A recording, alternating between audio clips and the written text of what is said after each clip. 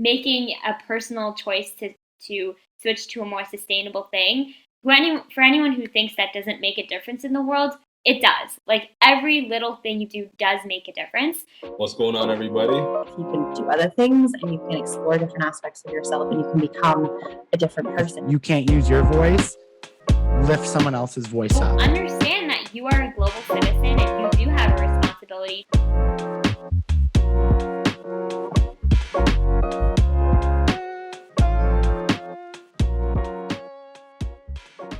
Arissa, maybe first things first, you could tell us a little bit about, who you are, what are your interests, what are you passionate about, what do you do? Yeah, totally. Well, first of all, I just want to say how excited I am to be on this podcast. I know we were all trying to work to schedule this for a while, and it's so great to finally be able to speak with all of you.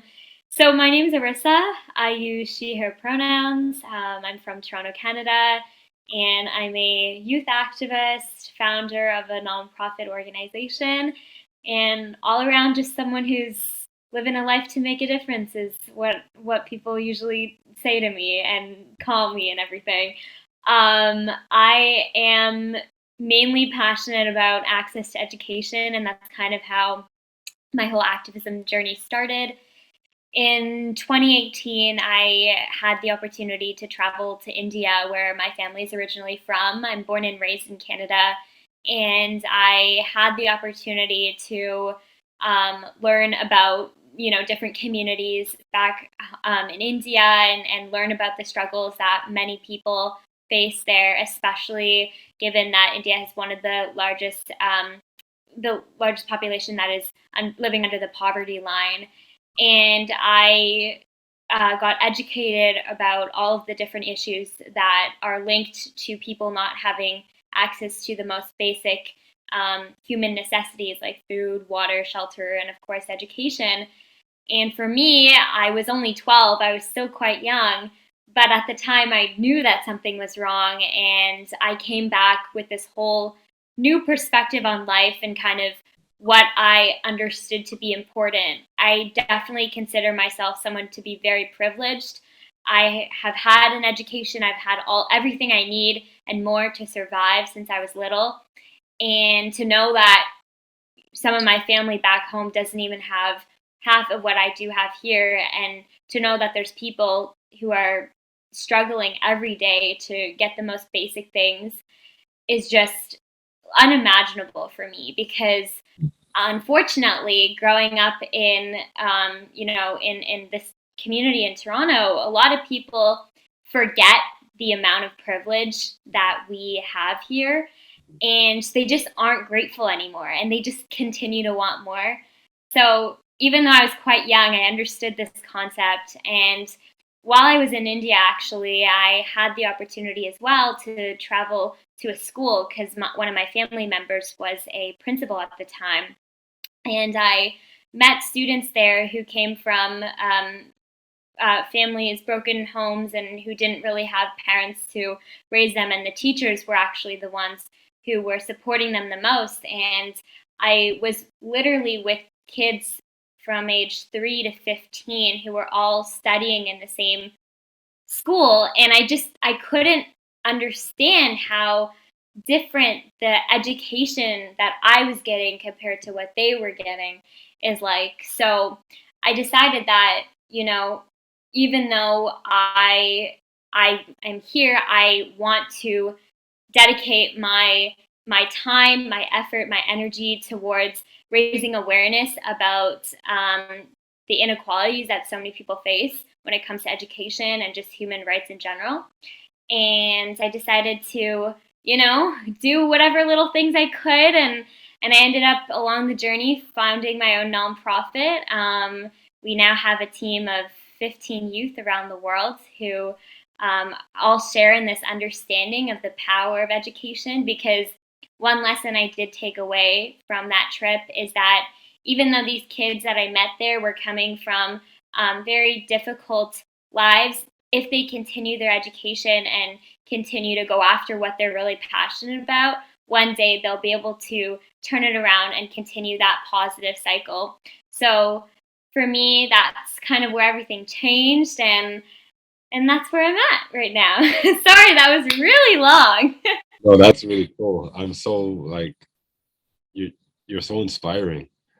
Thank you. I'm curious, Arissa, how so you said you started this journey in 2018 and that's quite a years back now, which is strange. It seems like just yesterday. Um I was just wondering how did 2020, how did that affect, your vision? Yeah, for sure. So a lot of people have kind of asked me ever since I started to use social media and spread more awareness about what I was working on, kind of why I didn't really start till 2020 actually. And this is where, the part where I kind of share about the struggles that I personally was facing between like 2018 and 2020. I used to be someone very shy, to be honest with you. And even though I had so much passion and joy and, um, you know, I was driven. I call myself a very driven person. I didn't have enough confidence to actually take action on all of that passion that I felt, and that glimmer of like spark that was going through my body, through my head as soon as I came home from India. So I actually have, and I was looking at it the other day, a journal that I wrote in a few months after my trip, where I started to jot down, some ideas that I had for starting my own project and things that I wanted to see, and whatever I recalled from speaking with the youth that I met in India.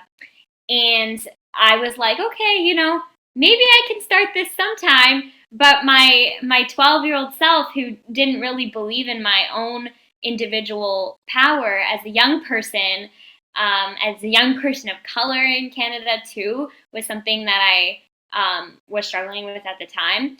And so I decided not to really take action on any of that passion until 2020, when the world was kind of at pause, and I was really observant about what was going on around me. And I noticed that there were so many people throughout the pandemic that were doing good for others, and that was just rippling. And it could have been the smallest things, like when it was even really dangerous to go to the grocery store to get your basic food. Like, I would be really observant, and I would see people like making sure that they're distancing so that they can help others. Like, everyone's being extra nice, and I was exposed to this whole like humanity where we're all kind of doing our part. And I mean, not everyone, of course, like not everyone shares in that mindset, unfortunately, but a lot of people were being really selfless, and I saw the impact that it was making on the community. And I decided that if they can do it, if people like nurses and doctors can go out and risk their lives to save people, like anyone can make a difference. It doesn't matter who you are, it doesn't matter where you're from. All you got to do is use whatever you can, share a message, and connect with people and get like some momentum that way. Because even if you're alone, you're really not alone. And I think that's been the most important lesson I've learned throughout my journey. You can start making a difference on your own, but the more that you collaborate and work with others, the bigger that impact is going to be. So for me, 2020 is a year it changed completely, because I gained confidence, and I've been, really confident ever since then. So yeah, it was a blessing, really. You know, first of all, I think it's absolutely normal to not have the confidence to like start a foundation at 12 years old. So just let's get that out there. But you talk a lot about confidence, and I'm curious, between 12-year-old you and you now, and 2020, I guess, Yeah. what helped you to develop that confidence? Because I think confidence is a difficult thing for a lot of young people, and you being so young to be so confident to do something so big and so ambitious, I'm wondering, where did that confidence come from? Yeah. So, a lot of things actually. Like I mentioned, I was really inspired by how selfless people were being, and I remember like one day I was at home like during in 2020 watching the news, and I was reading about this girl in the U.S. whose mother was a nurse, and she decided that she wanted to, do like a virtual bake sale thingy to raise money so that her mom could get like the best PPE possible because at the time there was not enough for everyone. And I remember seeing that story and I realized that like this little girl had this idea, she saw this problem and she took action. She decided that she was going to use whatever she could. And at the time it was, her baking skills to take that and do something for a community of people. And it wasn't just that story, like there were so many others. And I'm really grateful to now be a part of Unsinkable, which is Asante. I know you're also part of Unsinkable, and throughout working with them, I've really understood the power of storytelling, and I think for me it's been really integral in the confidence building, because after reading so many stories, you begin to see different parts of yourself and other people, and you can really like gain energy, I guess, and inspiration from others.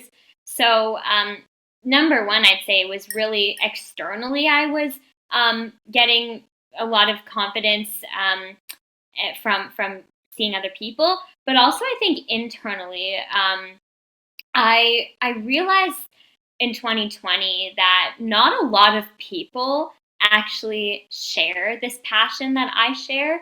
Most people, especially my age, and there's nothing wrong with this, like people have different passions of different sorts. And, like some people my age rather, like, I don't know, go to the park every day with their friends or whatever. And I'm not saying like I don't do that too, I definitely do. But people have different passions and people take action on their passions in different ways. Just because maybe there's not people at my school who have started their own nonprofits doesn't mean I can't do that and I can't take action on that passion I have. So it was a really like internal mindset shift where I understood that this is what makes me unique and this is where my heart really lies, and I want to use my voice and I can use my voice. So why not? So, yeah. I really connect with what you were saying at the end, how like everyone has different paths in life. And I'm someone who's taking an art degree in university. So that's something that, I kind of had to face head on, that just self-doubt in yourself. But you talked a lot about what you were looking at in the world when 2020 came, and you were looking at all these things and you were getting inspired. But I'm curious because I was in high school when the pandemic came, and that 2 years that we had to take off, that really, it inspired me in a lot of ways to look outwards to what I like in life, and my dreams, my aspirations. But I also learned on what to let go of. High school can be, I'm sure it's such a it can be such a toxic environment and so stressful and just so much pressure. So I'm curious, that pressure that kind of left when everyone was forced to stay home, did that inspire you to start your nonprofit as well? Yeah, I completely resonate with the point about pressure. I think so I actually started high school in 2020, I think. Yeah, end of 2020. Right, grade 10. Yeah, I think I'm doing the math properly. And so I spent like half of a year online, and then come this new school year, we were going in person now, and it was this whole new world.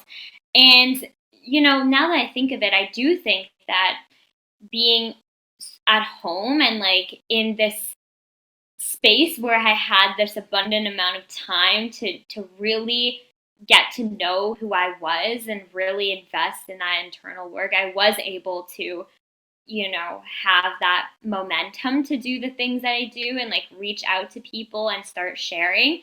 So I definitely think that being at home was a blessing for me in that respect.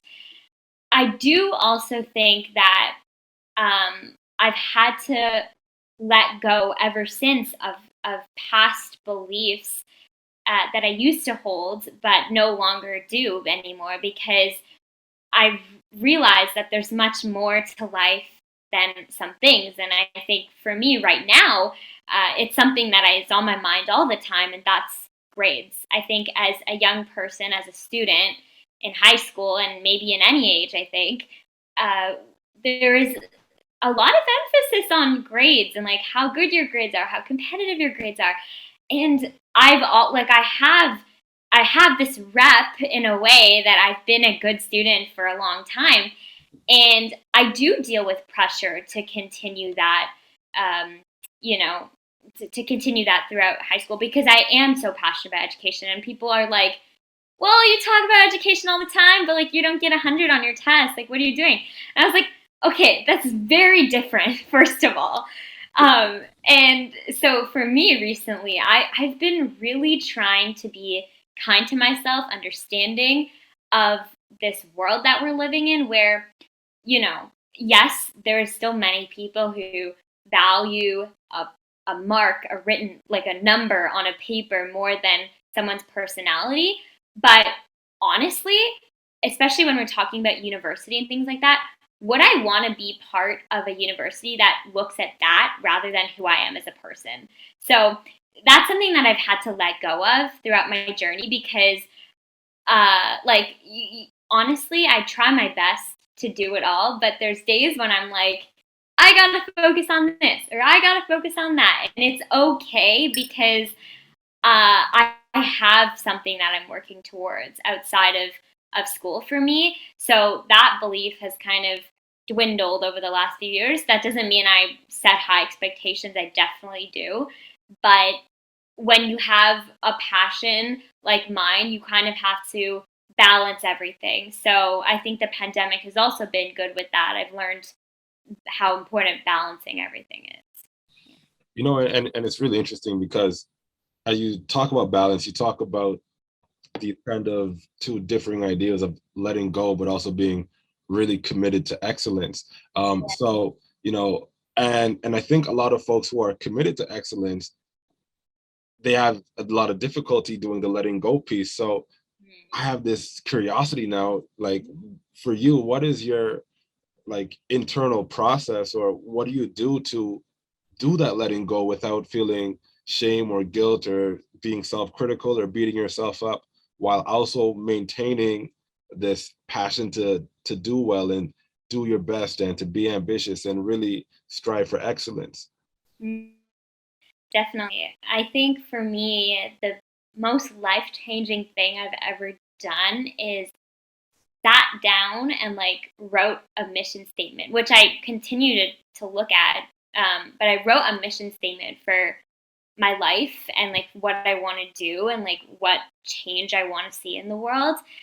And whenever I'm in a really, difficult moment or dark time or place or whatever, I always turn to that and I say, okay, well, does this thing that happened like move me farther away from getting to this mission that I have? And most of the time, the answer is no. Like one mark on a test is not going to change anything for me, really.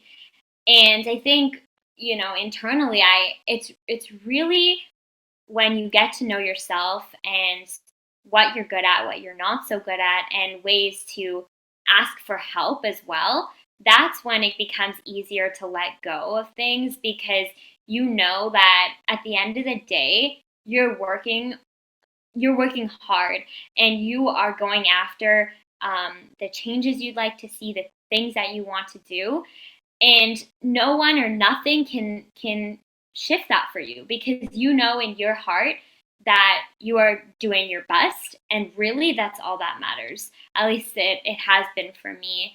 And I think if more people really took that time to ask themselves, these important questions about what they'd like to see, and how to deal with difficult situations, like, I don't know, failing. And I've this year, to really be honest with you, I've applied to like a bunch of things this year, and I've got an equal amount of like people declining me for different, opportunities and jobs and whatever.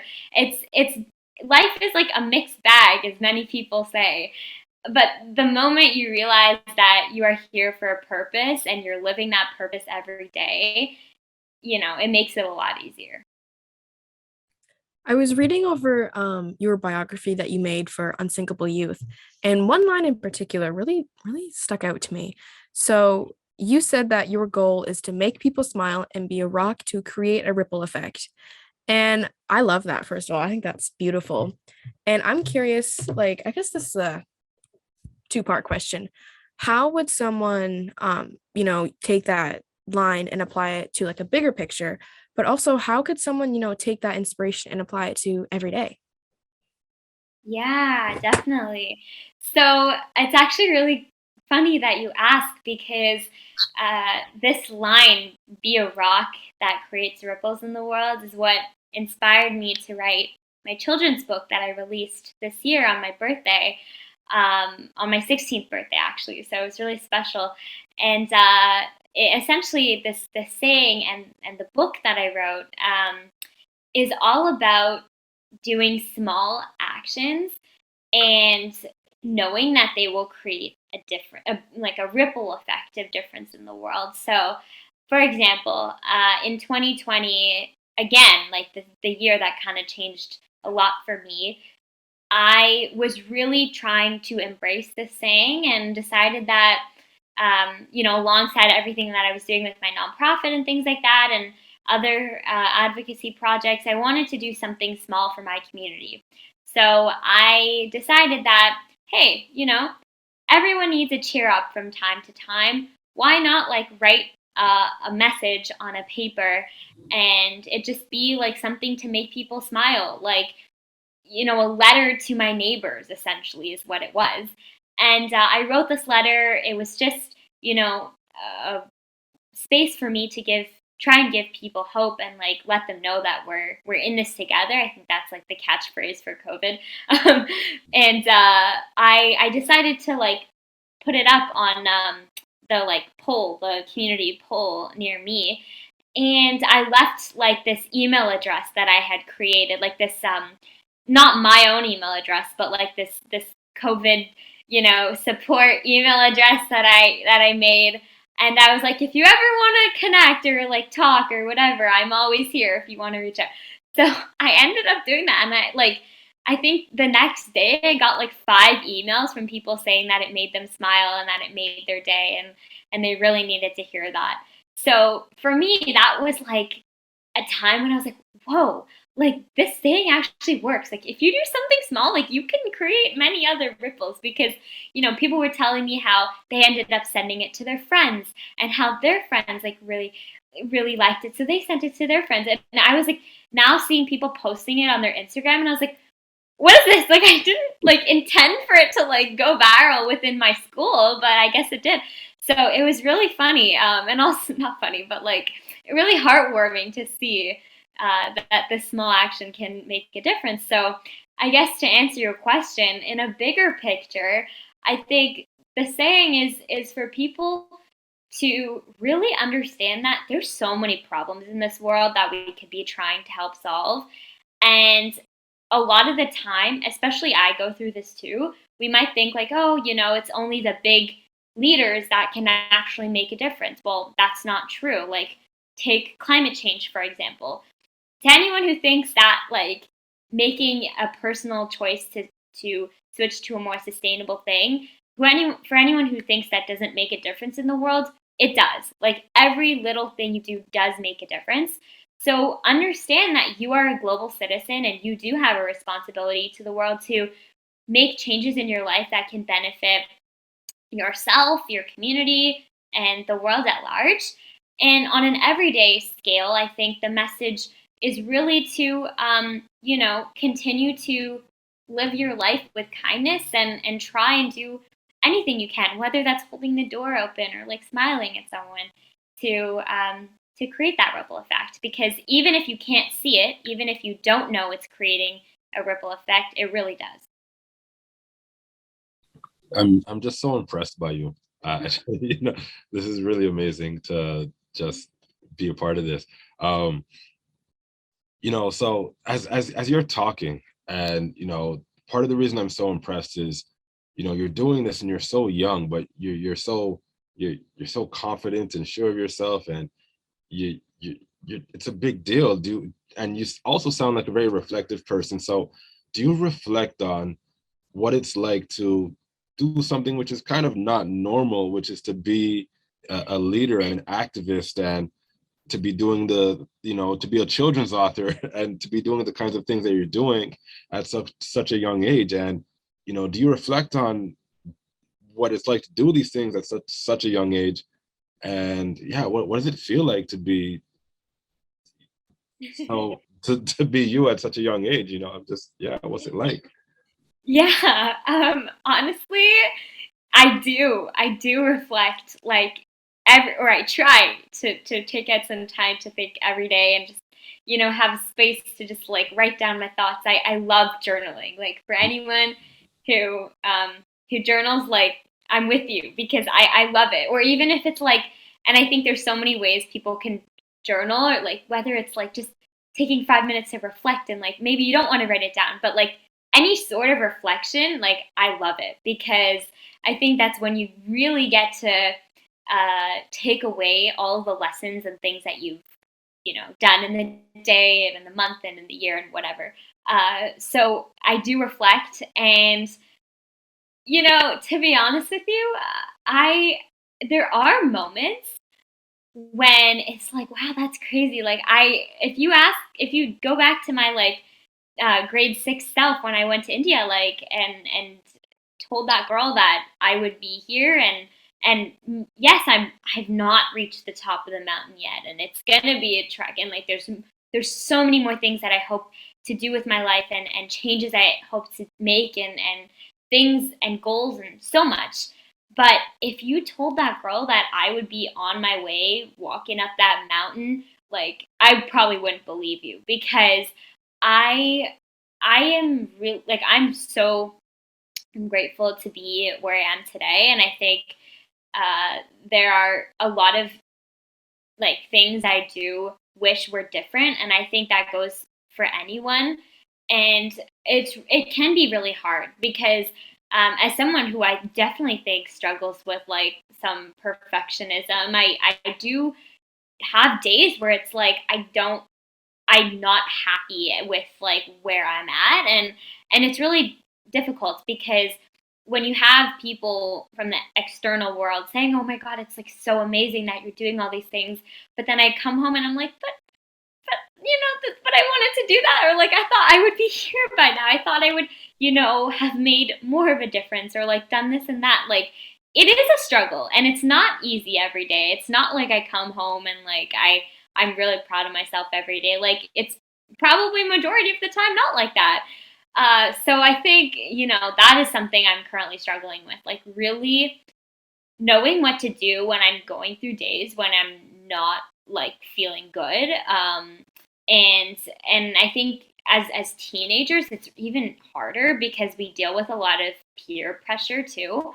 And for me, doing the work I'm doing, peer pressure is less so about like people I'm with at school, but it's more so the social media thing because throughout my journey, I've been able to connect with so many other like young youth activists and like young entrepreneurs and young people who are very much like me, and we all like support each other on social media and on our social media channels. And sometimes it's like you see someone and it's like they're doing all these amazing things, and you're like, well, we have the same title, like we're doing something similar, but like why are they working so much harder than me? And like this is the problem with social media because you cannot judge someone's life by simply seeing a picture on Instagram or on a TikTok or what have you.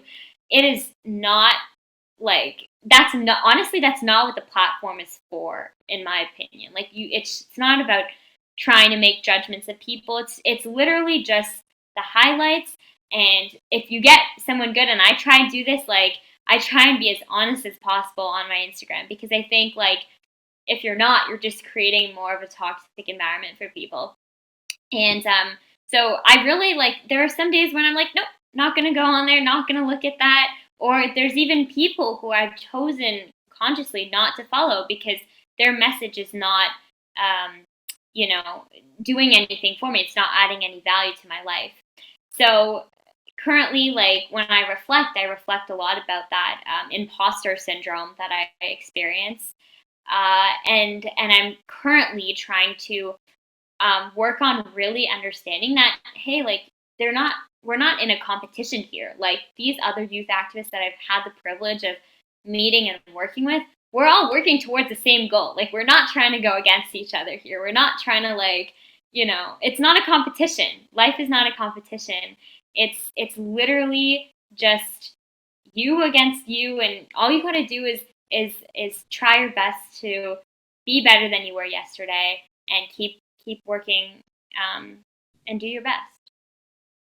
You know, kind of touching on your imposter syndrome, you know, it's almost funny because I feel like not everyone talks about imposter syndrome, Yeah, but almost everybody feels it. yeah, And you know, I was thinking as you were talking, like activism in itself can be fulfilling, and it can be inspiring and courageous, and it helps a lot of people, but it can also be extremely draining and dehumanizing almost. Like, it depends on what you're doing, but you know, being a young person today, and I think there's only a few years in between us, it's just, I know every generation has felt it, and every generation has felt like this grief and this impending doom that's just waiting on them. But I think with social media, you know, it just adds another aspect of this doom in our lives. And you know, I've grown up on social media. I don't really remember a time without it. And as you said, it can be used like for good, but it can also be used to compare and, you know, just show the highlights, and it can be really, really toxic. And, you know, all that combined weighs on mental health and in extreme ways. So I guess my question is, do you ever have those days where you just don't feel, you can't be brave today, you can't be confident today, you can't be inspiring today? Because I know with me, you know, it comes and it goes. I can't be on all the time. So I'm just wondering if you have those days, and, you know, what do you kind of do, like self-care in those days? yeah, for sure. I wouldn't even say I have those days. I think I have those times in the days. Like, I do it, like, whether it's like 1 minute in the day or like 5 minutes. I probably experience that like every single day. Um, and for me, it's really like, again, what I was saying earlier, that reflection of, like, knowing that what I'm seeing on social media, especially, like, I'm not really on the like, I mainly use social media for my activism work and like everything I'm working on for that. I'm not so much a person who uses it for personal reasons. I mean, here and there, yeah, like with my family and stuff, but not really with like school. And I mean, I do use it for like extracurriculars at school and things like that. But I don't really follow many people who don't use their platform for, like, you know, some form of advocacy in a way. Anyway, so I would say for me, it's like really understanding that I'm doing my best as I am right now, and there's this saying and quote and mantra and everything that, like, I am exactly where I should be, and even though it's like probably the hardest thing to really understand in life, when you do and when you, like, really try and realize that and recognize it, it does make a difference. And there are days when I'm like, I don't want to understand that. That doesn't make sense to me. Like, I don't care. I'm supposed to be here. Like, why aren't I like them? And on those days, that's when I really try and rely on like strategies that help ground me and just help me like completely unplug.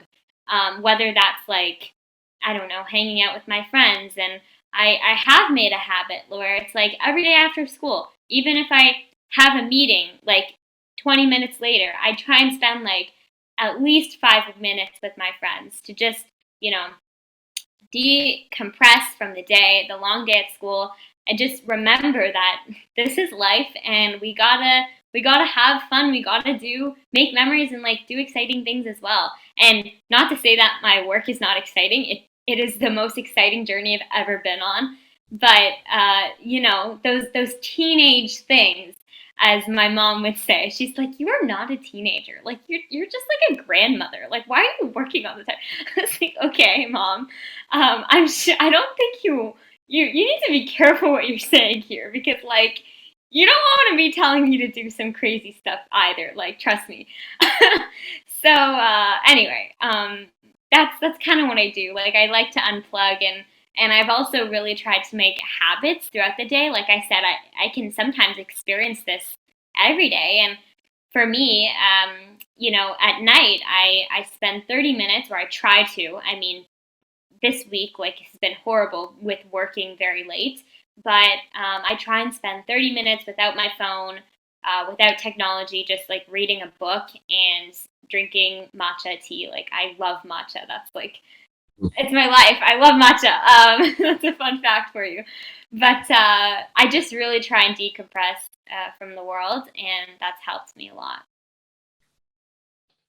Amazing. I just feel like I wouldn't say you're like a grandmother, but you're ready for the world.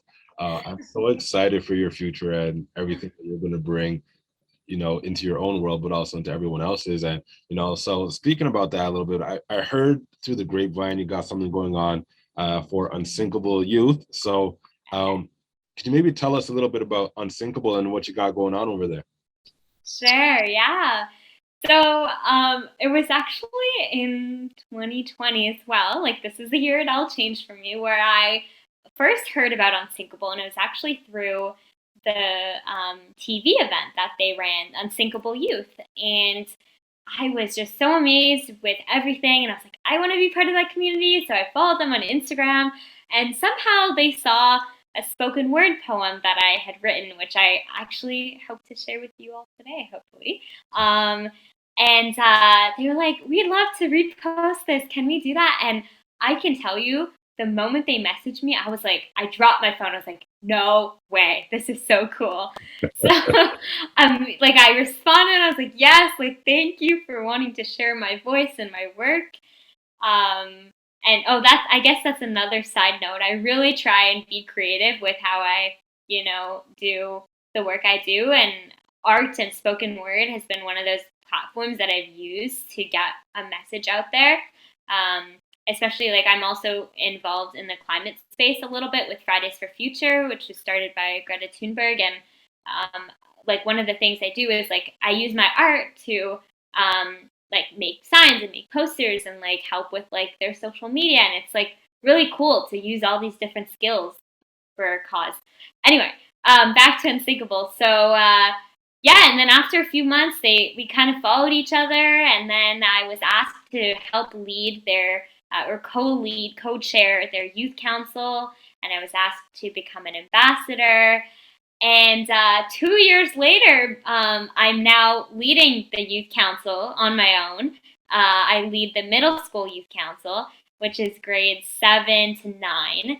And essentially, what we do is we create a space for youth from across North America, from across diverse backgrounds, to connect and discuss mental health, what mental health, the situation and status of mental health is in their lives, and be creative with how we, as a community at Unsinkable and as young people in our own communities, can do things to promote better mental health access to care, mental health resources, and overall just a positive message to destigmatize it.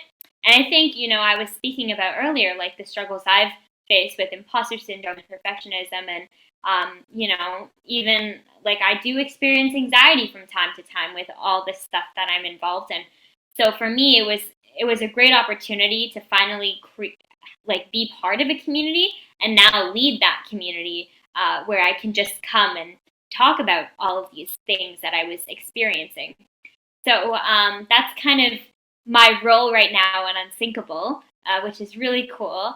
But also on another note, which is I think what you're referring to, in January, I had a really great conversation with Tracy, one of the team members at Unsinkable, and it was actually on a topic that is very, very difficult for many people, for me, myself too, and the topic is grief.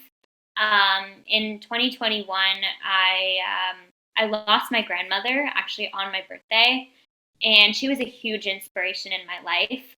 She was a person that first told me that creates ripples in the world. You can be a rock that creates ripples. Like that was from her. That was her message to me. And so when I lost her, I was in shock. Of course, I think when you lose someone suddenly, like you're just like such shock. And I really was searching for ways to channel that grief that I was feeling. And I mean, for me, that at the time it was continuing to do my work so that I could continue to, you know, continue her legacy, because my grandmother and I were very similar. We both kind of lived live our lives for the world in a way, and also for ourselves and our family. But we were really, I am, a person that is trying to do more for the world, and so she was as well. And so I wanted to find ways to do that, and I even dedicated my book to her because that was her message. And so, a few months passed, and then when I was talking with Tracy in January, she was kind of checking in on me, and we were talking about grief and how youth experience grief, not just when they lose someone, because a lot of young people lose like family members, whether that's their grandparents or other people, but also just grief in general, because grief is such a broad emotion. It's not just from losing someone from death, but it's also like lost opportunities, like ending of relationships, or ending of jobs, or whatever in life. And grief can be experienced in each of these situations, but many people don't acknowledge that. They just think, oh, like you're sad because this thing happened, but actually it's grief that you're feeling, and grief that you're working through. And we have to start to normalize that, because I think even with the pandemic, and this is where the whole idea of starting a project, which is now called the Grief Initiative, it all was deep rooted in the fact that throughout the pandemic, youth have missed so many opportunities. In fact, like our lives, like basically, like were changed, and there's so many different things that happened in 2 years that we're now dealing with grief of those lost opportunities. And in order to help our youth build for the future and continue to go after the things that they're working towards, we have to make sure that they have the support to deal with those emotions that they're going through and deal with those struggles. So I decided to launch the Grief Initiative, which it's a lot of things, but the main thing that we're working on is an event, a show actually, which we're hoping to happen next year in the beginning of the year in September or October. And we're trying to do the same thing that we did with, or that Unsinkable Youth did at the time with the special, the COVID special. And we are right now collaborating with a bunch of different, organizations and companies and things like that to try and work to create this event, which we hope will bring in voices of young people from across Canada, even celebrities to come join the conversation, mental health professionals, and leaders as well within our country to talk about grief and to raise more awareness about the lack of mental health resources in many communities. And it's really exciting because even though I work for Unsinkable and I also run my nonprofit, I decided like, hey, I can be Arissa from Project Power Global. So basically, it's a collaboration between Unsinkable and Project Power Global, which is my organization, and we are working on the education part of it. So even though my nonprofit is mainly advocating for like education in developing countries, we also recognize that there are so many gaps within the education systems, even in North America. There's so many problems, there's so many biases that exist. And so we're really working on that education component of it. But it's really exciting because we're hoping to raise money and get more support available so that programs at Unthinkable can continue to happen, as well as we're trying to work with Kids Help Phone as well. So it's really exciting. But yeah, that's a little overview of the initiative, and it's going really great so far. I'm honestly just sitting here in awe, and I think you are too, Asante. Completely. I feel like I'm talking to like a superstar or something. Like the stuff I was doing at your age is so different. But I think I speak for everyone when I say we would love to hear your spoken word if you would love to share it. Yeah, definitely. I'd love to share it. Let me just pull it up. I got it ready before our call. So, okay. So this was a spoken word that first got me into Unthinkable, as I like to say. And it's very short, but it means a lot to me. And I wrote it after. It was just after actually George Floyd died or was killed. And I wrote it because I was like completely in shock and disappointed and disgusted at the world. And I was like, why does this still happen? Like, why is this still the reality that so many people are facing? Like, what is going on here? There's a problem. People do not understand the power and the reason why diversity is a thing, because at the end of the day, diversity and like the opportunity to be and live in a country like Canada and the US with so many diverse people, and like we're so lucky to have people from all different backgrounds and all different skin colors and everything living in one place. Why do we have to deal with people who don't understand that? So I wrote this, and it's called Look at a Rainbow. So yeah, I hope you guys like it. Okay. Look at a rainbow. Red, orange, yellow, green, blue, purple. Look how they fit together in harmony, in unity, in equality. No color stands out from the rest. No color trying to be the best or take all the dust. Why? Well, because the colors know it would not be a rainbow without each other. They know that the differences in color is what makes it like no other. Their strength is in their differences.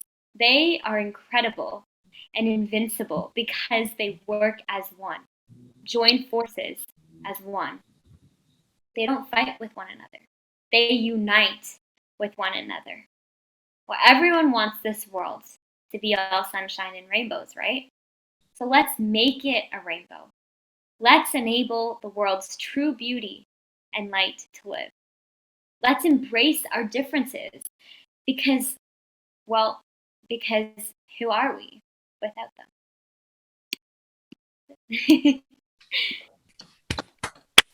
Thank you.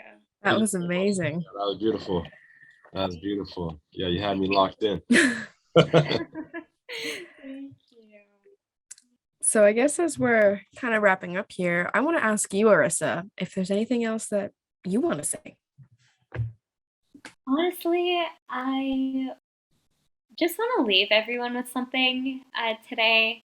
I think that sometimes all we need to do is take a minute to appreciate where we are right now. So to anyone watching this podcast, or sorry, listening to this podcast, not watching, I need to get my streaming differences correct. But listening, I really want you to just take a moment and take a deep breath and just pat yourself on the back, because I think life can be really difficult, and these issues that we're trying to go and help solve and end can be really heavy. I experience it all the time. It's like when I think one good thing's going to happen, one, law is going to be changed, or people are going to get to go back to school, for example. Something happens, something goes wrong, and that now we're back at the drawing board. And I think it can be really devastating. But I want everyone